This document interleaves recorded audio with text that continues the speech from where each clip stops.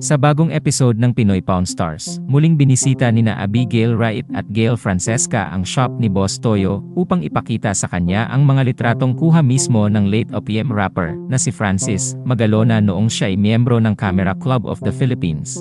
Ayon kay Abigail, kinunan ang mga litratong iyon sa kanilang trip sa Vietnam at sa iba't ibang lokasyon sa Pilipinas. May nakalagay ring anulagam sa printed copy ng mga litrato ni Francis M. Nang tinanong kung magkano ang mga litratong iyon, sinabi ni Abigail nung una na ibebenta raw niya iyon sa halagang 600k o 100k bawat isa.